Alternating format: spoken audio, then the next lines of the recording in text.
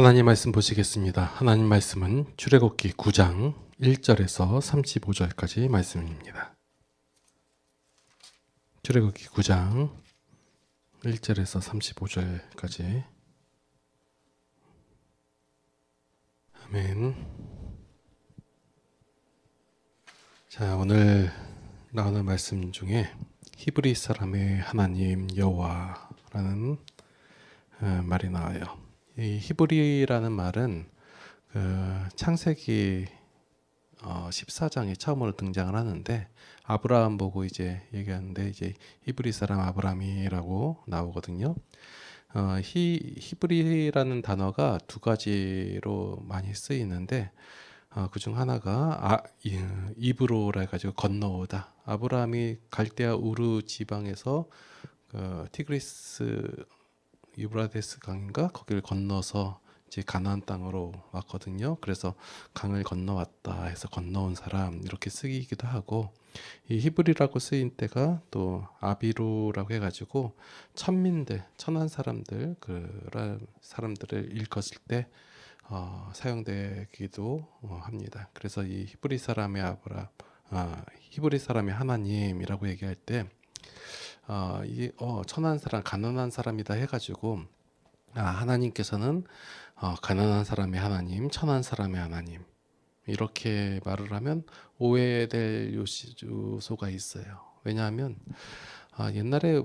예전에는 우리 모든 대부분의 사람들이 삶이 그렇게 넉넉하지 않았거든요. 그래서 천한 사람의 하나님, 약한 사람의 하나님, 그리고 약자의 하나님 이렇게 하면 많은 분들, 대다수가 그랬기 때문에 그렇게 받아들일 수도 있었어요.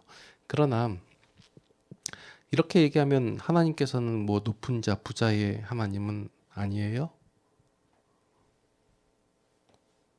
그러면 이 말도 나오면 안 되죠. 그러면 낮은 자의 하나님, 그러면 낮은 자를 하나님께서는 높게 하시며 가난한 자를 부하게도 하신다. 이 말씀은 여러분도 잘 받아들이면서 좋아하시면서, 그럼 높게 되면 이제 그 사람이, 높아진 사람의 하나님이 아니게요? 그리고 부하게 되면 이제 더 이상 가난하지 않으니까 가난한 자의 하나님이라고 했으니까 부하게 됐으니까 부한 자의 하나님 아닌가요? 말씀을 그렇게 해석해버리고 그냥 단지 그 순간에 좋다고 해가지고 하나님께서는 가난한 자의 하나님, 천한 자의 하나님 뭐 이렇게 해석을 하면 라고 말하면 안 되는 거예요. 흔히들 하나님께서는 고아와 가부의 하나님이라고 말씀하시잖아요.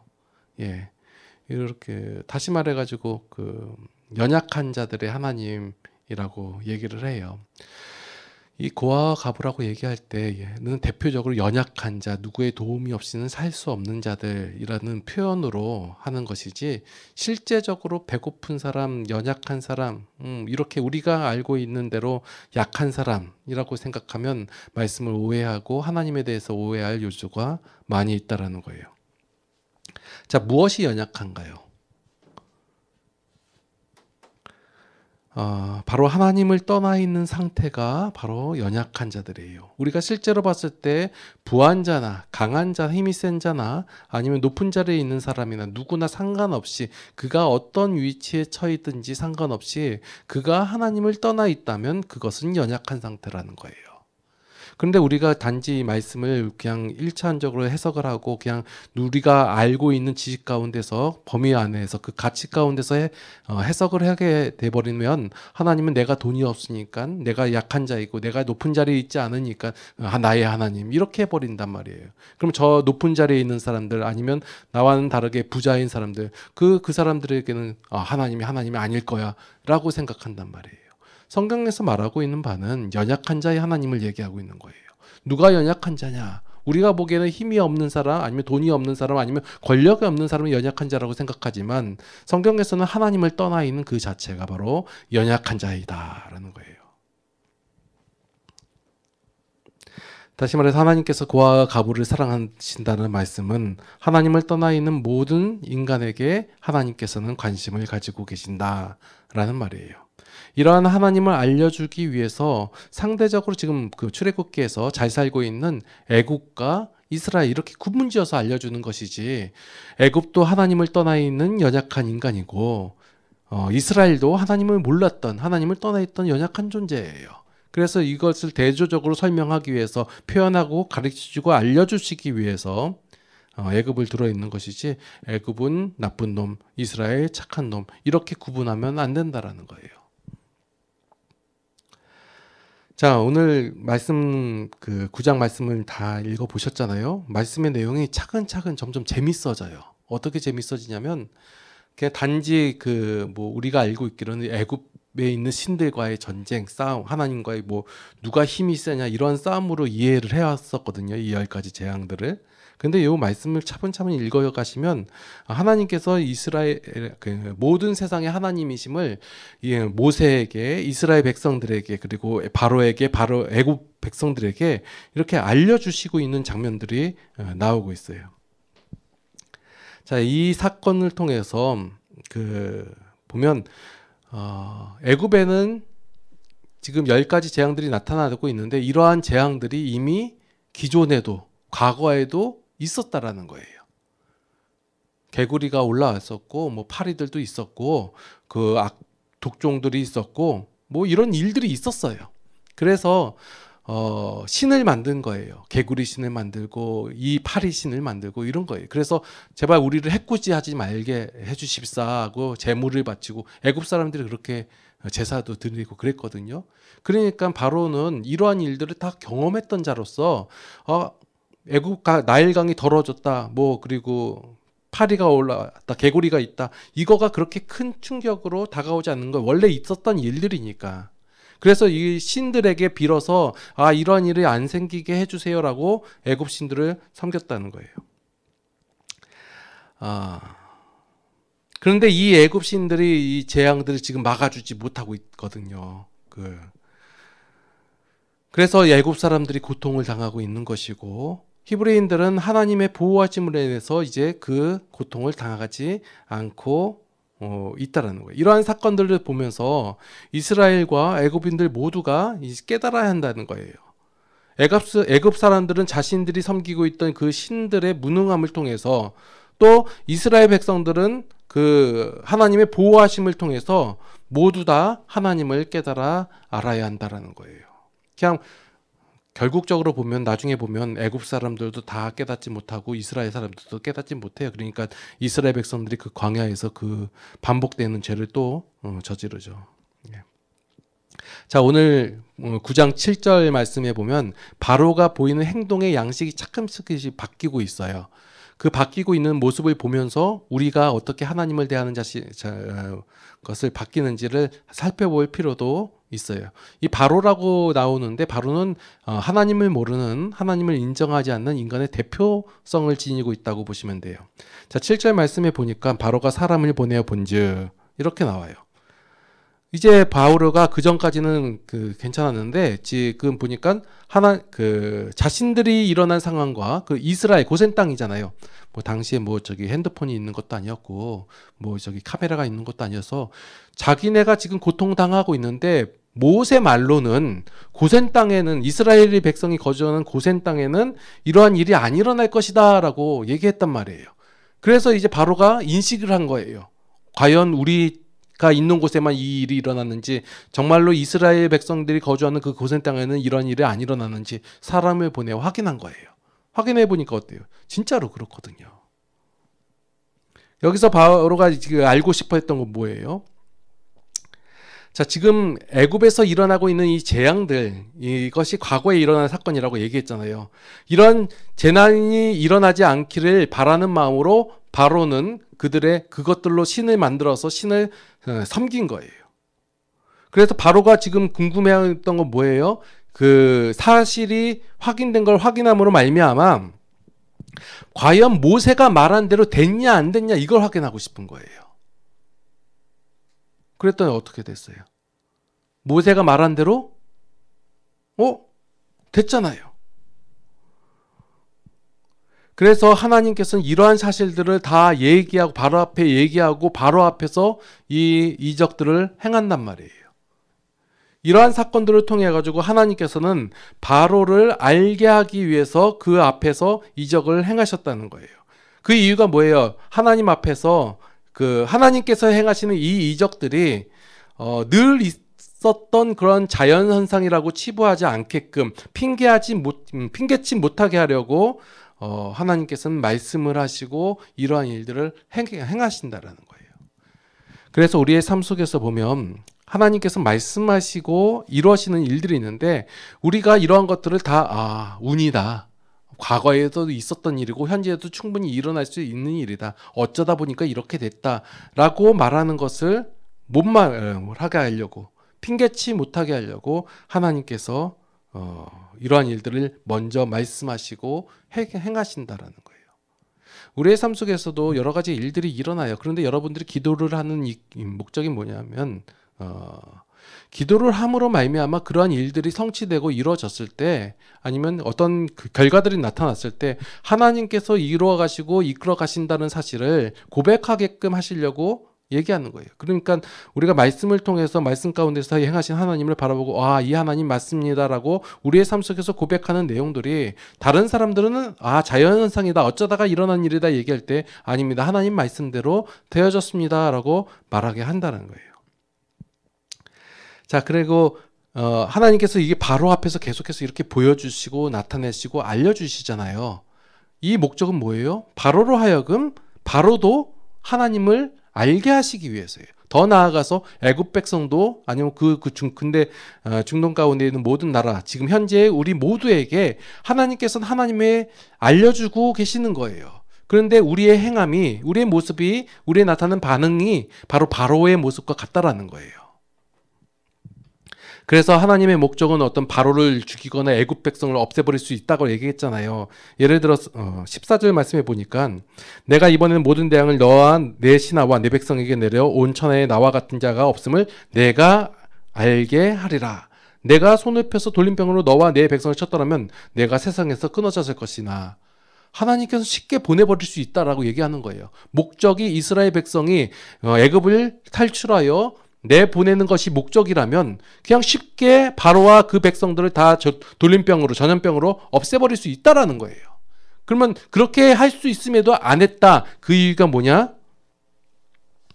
온 천하에 나와 같은 자가 없음을 내가 알게 하리라. 이거예요. 하나님의 목적이 이거예요.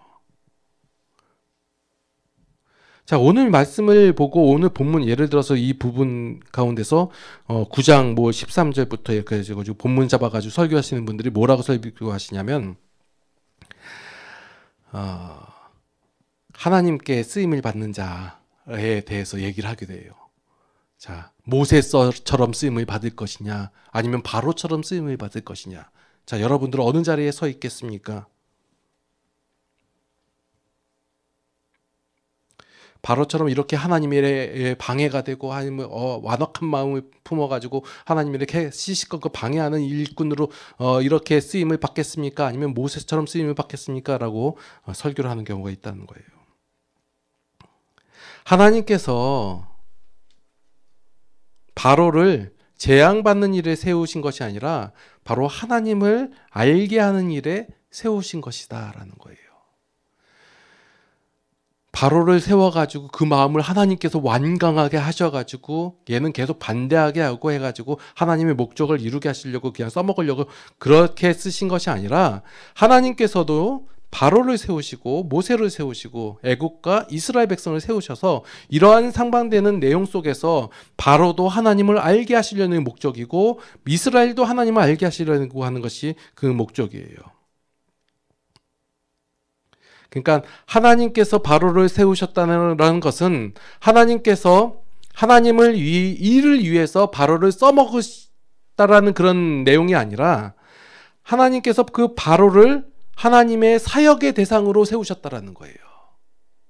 그러니까 쉽게 얘기해서 그 모습, 그러니까 인간적 모습, 하나님을 알지 못하는 그 모습 그대로 세우셨는데 이러한 바로를 세우신 것이 바로를 통해서 바로를 써먹어가지고 어떤 하나님의 목적을 이루기 위한 수단과 방법으로서 세우신 것이 아니라 바로를 세우셔서 그 바로를 하나님의 일하심의 대상으로 세우셨다는 거예요.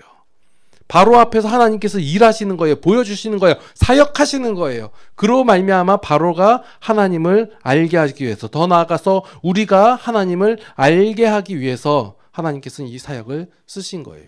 우리가 바로를 이러한 일들을 들으면 이 바로 이렇게 엄청난 일들을 당하는데 왜 아직까지 모르고 고집을 부리는가 하잖아요. 그 바로의 모습이 바로 우리의 모습이라니까요. 하나님을 알지 못하고 하나님께서 붙잡아 주시지 않는다면 이스라엘이라고 뭐 별다른 차이가 있나요? 똑같아요. 그런데 이스라엘에게 하나님께서 은혜를 내려주심으로, 붙잡아 주심으로 은혜를 입은 것이고, 바로는 하나님을 알지 못하는 상태에 있기 때문에 바로도 하나님께서 알게 하시기 위해서 그 수많은 사역과 노력을, 일하심을 보여주셨다는 거예요.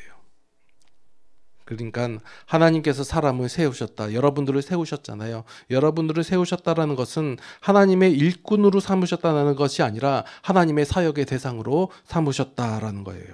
삼아주셨다라는 거예요.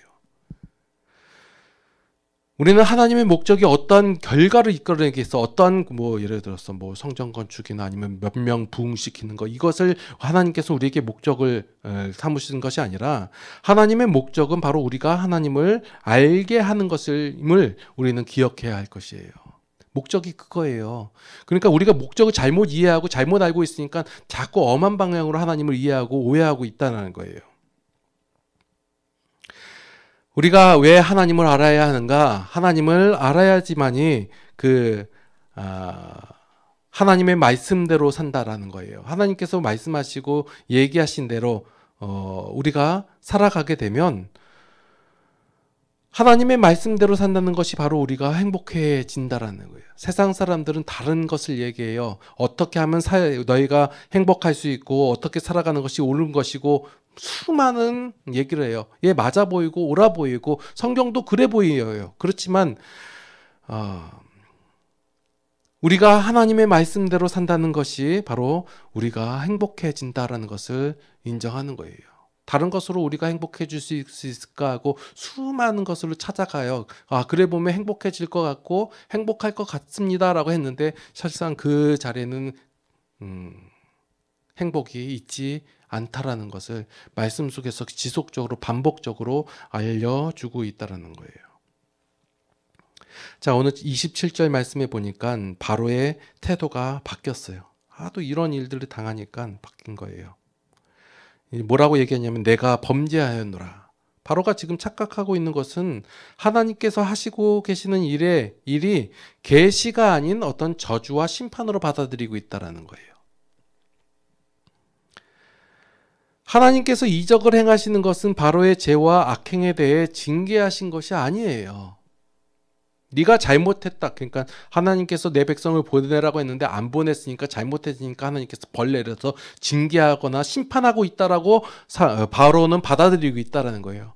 우리의 삶 속에서도 그렇잖아요. 우리가 하나님 앞에 밉보이고 하나님 말씀대로 잘 안 사니까 하나님께서 내 삶에 이러한 건강으로 아니면 재물로 아니면 이런 것으로 하나님께서 나를 치시는 것이 아닌가라고 생각하는 것이 바로가 생각하는 것하고 동일하다는 거예요. 우리 진짜로 그렇게 생각하잖아요. 아닌 척하지 마시고. 우리가 삶 속에 어려운 일을 당하고 어떤 죄의 결과들이 나타나면 이런 것이 내가 하나님 말씀 안 들어서 내가 혼나는 것이 라고 생각한단 말이에요. 이게 하나님을 오해하고 있다라는 거예요. 하나님께서 이적을 행하시는 것은 바로의 죄와 악행에 대해 징계하는 것이 아니고 하나님께서는 인간의 잘못을 깨닫기를 원하시는 것이 아니라 하나님의 말씀이 옳다라는 것을 알기를 바라신다라는 거예요. 자, 여러분은 미묘한 차이인데 여러분들 이해를 좀 잘하셨으면 좋겠어요.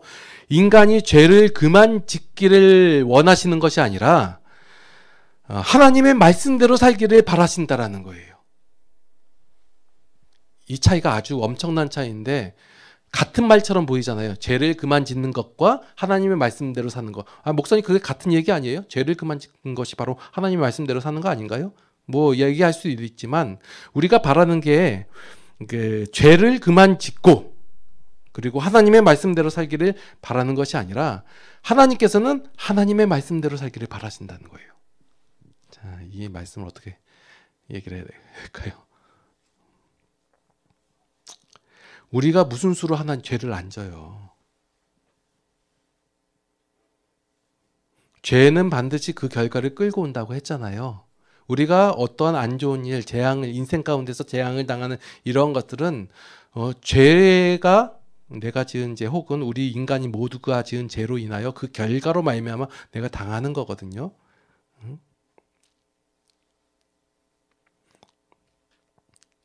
근데 우리가 하나님의 말씀의 옳다라고 하고 그것을 인정하며 살아가길 원하면 죄의 것이 점점 싫어져서 그 죄의 길을 가지 않게 된다라는 것이지, 내가 죄를 짓지 않으면 하나님의 말씀에 따라간다, 그런 개념이 아니다예요.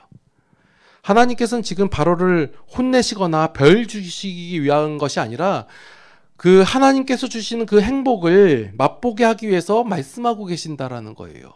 동일하게 주셨잖아요. 이스라엘은 솔직히 하는 일 하나도 없고 바로에게 계속 권면하고 알려주고 있는 거예요. 그래서 말씀 속에서 계속 말씀한 내용이 뭐냐면, 내가 너를 세우고 이 자리에 있게 하고 하나님께서 너에 대하여 계속 바로 앞에서 행하거든요. 그것을 보여주는 이유는 16절 말씀 보니까 내 능력을 내게 보이고 내 이름이 온천에 전파되게 하려 하였습니다. 말씀되어 있잖아요. 하나님께서 하나님이시다라는 것을 알게 하시기 위해서 이렇게 행하는 거예요. 근데 우리의 마음이 완악함으로,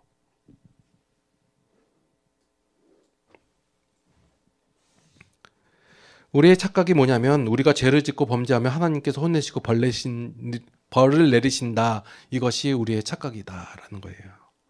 바로도 이렇게 생각한 거예요. 그러니까 이런 말을 하죠.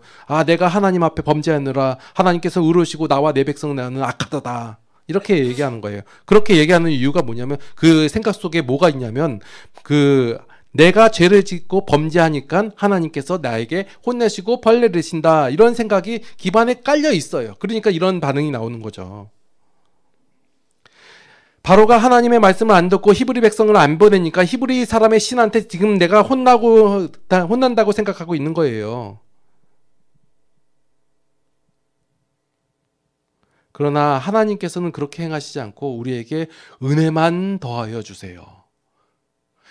여러분들의 행함과 상태하고 상관없이 지금 바로에게도 은혜를 내려주시는 것이고 이스라엘 백성들에게도 은혜를 내려주시는 거예요. 근데 이스라엘 백성과 바로의 그 차이가 뭐냐면, 내가 옳다, 내가 생각하는 것이 옳다, 하나님 것이 옳지 않다라고 생각하기 때문에 하나님께서 내려주시는 그 은혜의 장막을 스스로 걷어버리는 거란 말이에요.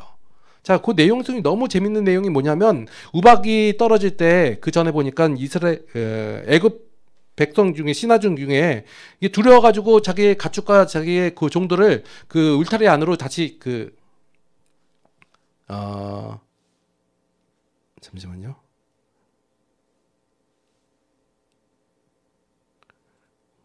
그 20절하고 21절을 보니까, 바로의 신하 중에 여호와의 말씀을 두려워하는 자들은 그 종들과 가축을 집으로 피하여 들였으나 여호와의 말씀을 마음에 두지 않는 사람은 그의 종들과 가축을 들에 그대로 두었더라. 벌써 여기서 차이가 나오잖아요. 계속 이러니까 말씀에 한번 들어볼까 하고 한 사람들은 이렇게 하는 거예요. 하나님께서 동일하게 은혜를 주셨음에도 불구하고 하나님을 믿지 아니하고 하나님을 인정하지 않는 사람은 그 은혜의 장막을 쳐버리는 거예요. 그러니까 우리가 지금 제가 말씀드리고자 하는 내용의 그 포커스가 뭐냐면, 하나님께서는 우리의 행함과 우리의 자세와 우리의 상태하고 상관없이 은혜를 주세요. 동일하게 은혜를 주세요. 그런데 하나님을 믿지 않는 자들, 하나님을 인정하지 않는 자들이 그 은혜의 장막을 치워버리는 거예요. 그러니까 그에 대한 결과를 스스로 당하는 거죠. 자꾸 우리가 구약 말씀을 읽을 때 하나님께서 내 말 들어, 안 들으면 때릴 거야, 이렇게 이해를 한단 말이에요. 그러니까 구약의 하나님이 무섭죠. 괴팍하죠. 이상한 하나님이죠. 아니요. 구약의 하나님께서는 구약의 하나님과 신약의 하나님이 동일하세요. 그래서 우리에게 사랑으로 은혜를 더하여 주세요. 그런데 우리가 그 은혜를 알지 못함으로, 깨닫지 못함으로, 인정하지 아니함으로 그것을 저버림으로 죄에 대하여 당하는 거예요. 바로가 그랬잖아요. 그러니까 오해하고 얘기하고 바로가 행동하는 모든 일들이 지금 우리가 행동하는 모든 일들과 같아요.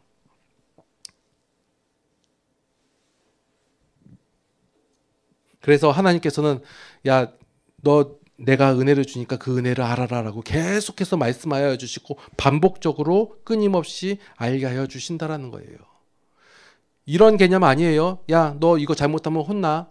겉봐라, 혼났지? 이 개념 아니에요. 하나님께서는 끊임없이 알려주세요. 반복적으로 내가 그 하나님으로만이 살 수 있고 하나님이 너의 참 하나님이고 하나님이 너의 하나님이다라는 것을 끊임없이 반복적으로 알려줌에도 불구하고 우리가 계속해서 거부하고 반항하고 인정하지 않고 있는 거예요. 그러면 하나님께서 어떻게 해요? 인정하고 알 때까지 지속적으로 은혜를 더하여 주시죠. 그것을 지속적으로 우리는 오해하고 왜곡하고 하나님은 무섭고 하나님은 나를 때리고 내가 저번 잘못하면 혼냈고 좀만 잘하면 조금만 던져주고 이렇게 먹을 거 던져주고 이런 하나님으로 오해한단 말이에요.